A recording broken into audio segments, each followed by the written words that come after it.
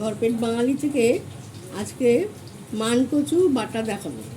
এই দেখুন, মানকচুটা বেটে নিয়েছি, এটা কাঁচা, এটা কিন্তু কাঁচা আছে। হ্যাঁ, এই যে নারকেল কোড়া, এই যে সর্ষে, চিনি, এই যে এখানে লঙ্কা আছে চিনির সাথে, আর এই যে নুন।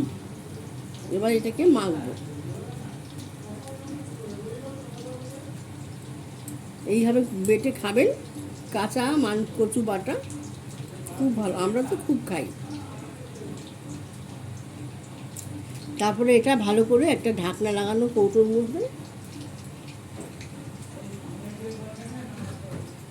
এই যে এরকম ঢাকনা, একদম ভালো করে ঢাকনা লাগানো কৌটোর মধ্যে রেখে দেবেন, তাহলে ঝাঁজটা ভালো থাকবে। একটু সর্ষের তেল দিতে হবে।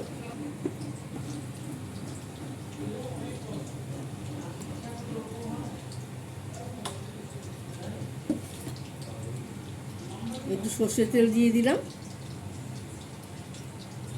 এটা দিয়ে আজকে পুরো ভাত খাওয়া হয়ে যাবে একদম। এইভাবে বেটে খাবেন, খাওয়াটা জমে যাবে দুপুরে, আর ওপারের দুপুরে খাওয়াটা জমে যাবে। এবারে এই যে কৌটোটা নিয়েছি, এই কৌটোটার মধ্যে ঢেলে ঢাকা দিয়ে রাখবো।